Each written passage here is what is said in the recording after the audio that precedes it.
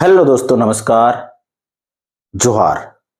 आज का टॉपिक है प्रश्नावली 4 का विभेदक या विविक्तर ज्ञात करना सीखें। ठीक है, आप आज इस जो वीडियो में आप केवल विभेदक और विविक्तर ज्ञात करना सीखेंगे तो सॉल्यूशन हो जाएगा।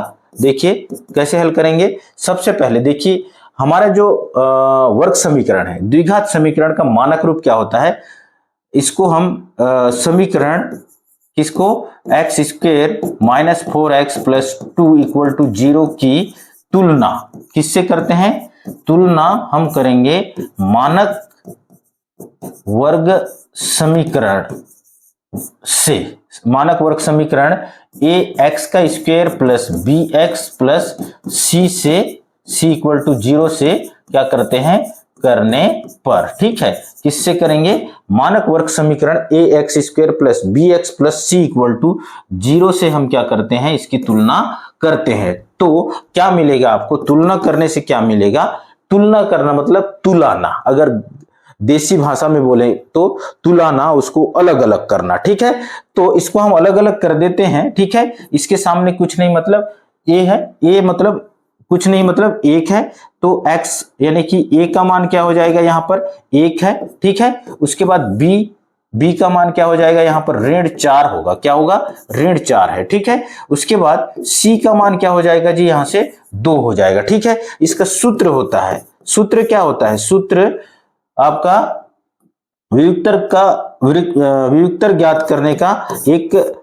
फार्मूला होता है। ठीक है, इस फार्मूला को क्या कहते हैं विविक्तर या फिर विभेदक, है ना। विविक्तर या फिर क्या विभेदक, ये दोनों के नाम से इसको जाना जाता है। ठीक है, तो इसको हम किससे दर्शाते हैं, डी से दर्शाते हैं। किससे दर्शाते हैं, डी से। तो बी स्क्वायर माइनस 4ac। ठीक है, ये फार्मूला है। ओके, अब इस फार्मूला में हम इस मान को रख देते हैं। तो d इक्वल टू क्या हो जाएगा, d इक्वल टू क्या हो जाएगा, d इक्वल टू हो जाएगा b का मान क्या हो जाएगा जी ऋण 4 होगा। ऋण 4 आप रख दिए, b का मान वर्ग है तो वर्ग कर दीजिए। ठीक है, उसके बाद 4 a का मान क्या है, a का मान 1 है तो a का मान 1 कर दीजिए, गुणा कर दीजिए। ठीक है, a, ठीक है a c है ना, तो ए सी को आपको ए और सी सभी आपस में क्या हो रहे हैं गुणा हो रहे हैं 4 के साथ। ठीक है, तो 1 हो गया, फिर उसके बाद सी का मान क्या है 2 है, ये 2 भी रख दिए। ठीक है, अब इसको आगे हल करते हैं। ठीक है, आगे हल करते हैं तो ये d बराबर हो जाएगा 4 चौक 16, तो 16 हो गया, ये 4 दूने 8 हो गया। ठीक है, तो d का मान निकल के क्या आ गया 16 में 8 को क्या कर देना है, आपको घटा देना है, क्योंकि ऋणात्मक या धनात्मक है तो ये 8 इसका आंसर आ गया। यानी कि इस प्रश्न का उत्तर विविक्तर का मान कितना है, d बराबर 8।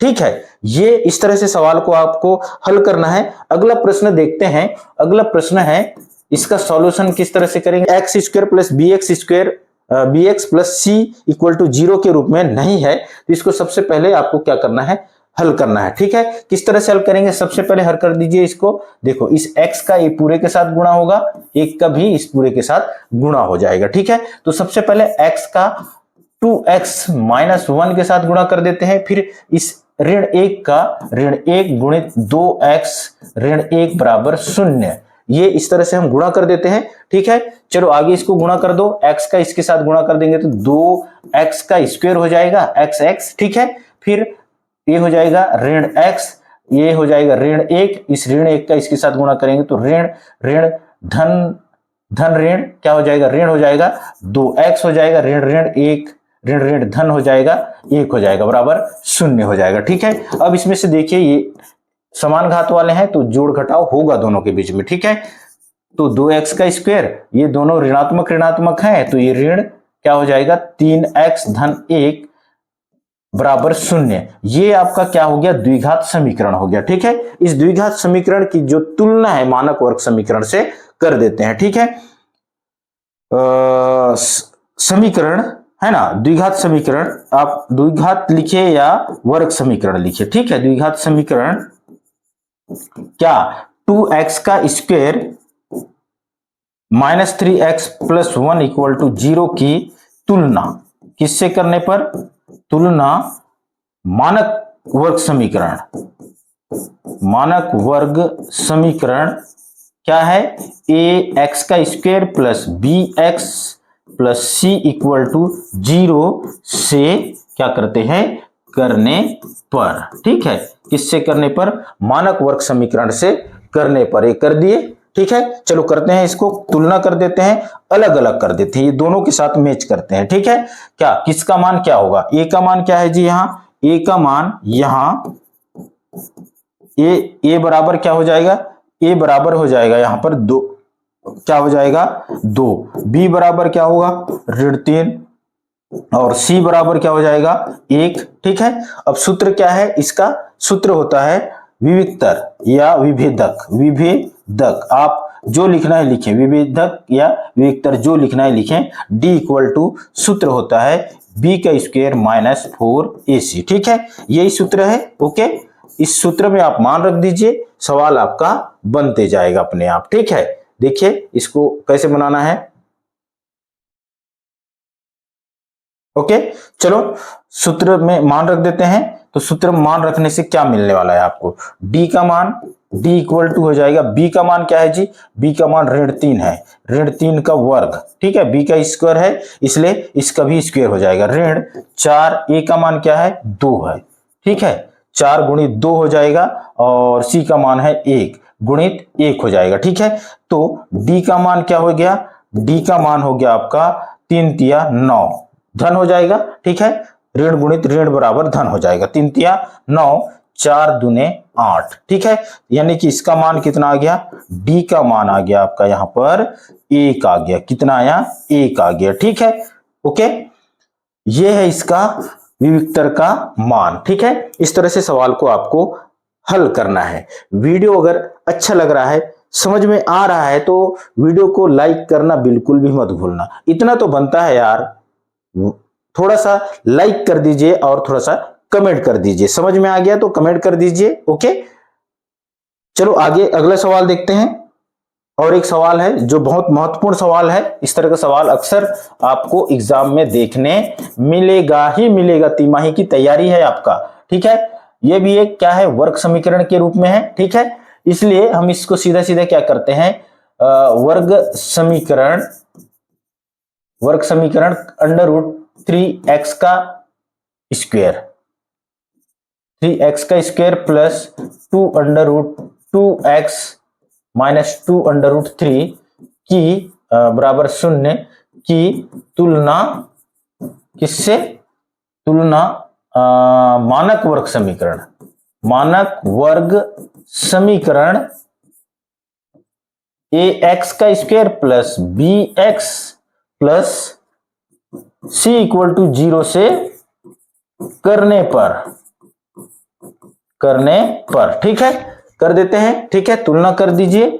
यहां क्या क्या होगा, यहां a बराबर हो जाएगा करनी केवल 3 होगा। ठीक है, उसके बाद दूसरा b का मान क्या हो जाएगा जी, b का मान देखो 2√2 होगा। ठीक है, x को छोड़ के। ओके, उसके बाद c का मान क्या हो जाएगा, ऋण 2 करनी 3 हो जाएगा। ठीक है, ये हो गया, हम तुलना कर दीजिए, कर दिए। ठीक है, सूत्र क्या होता है जी, सूत्र हो जाएगा, सूत्र क्या है, सूत्र है विविक्तर।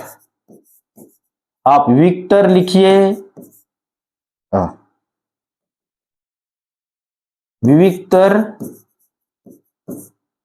या फिर आप विभेदक लिखिए, विभेदक।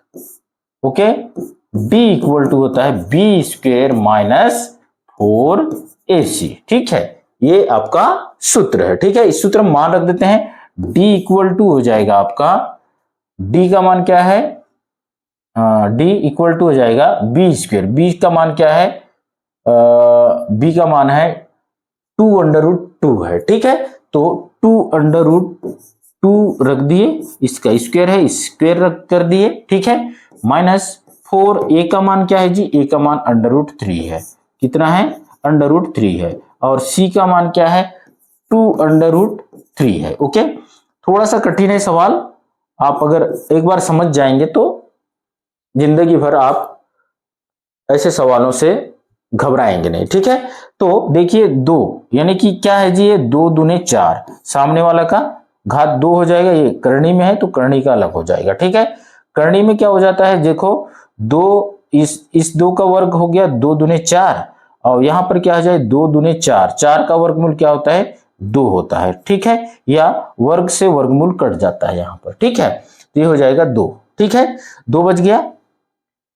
यहां पर देखिए, यहां पर भी देखते हैं करनी वाला के साथ गुणा हो जाएगा, ठीक है। और जिसके सामने में करनी नहीं है उसका बिना करनी वाले का जैसे 4 और 2 का सीधा सीधा 4 दूने 8 गुणा हो जाएगा, ठीक है। और ये करनी 3 और करनी 3 का गुणा कर देते हैं तो करनी 3 के साथ गुणा करेंगे तो 3 तिया 9 हो जाएगा, करनी 9, और करनी 9 का वर्गमूल होता है 3, तो यहां सीधा सीधा आप 3 लिख दीजिए, ठीक है।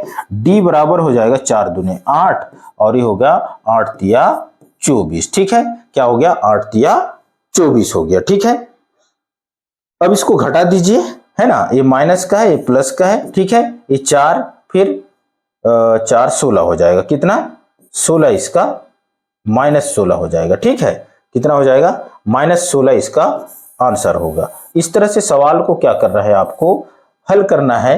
ये विविक्तर से संबंधित सवाल है ना, आपको हर एग्जाम में पूछता ही है, 10वीं क्लास में ही नहीं, अदर जितने भी एग्जाम होते हैं कॉम्पिटिटिव, ठीक है, उसमें भी ऐसा सवाल पूछता है, ठीक है।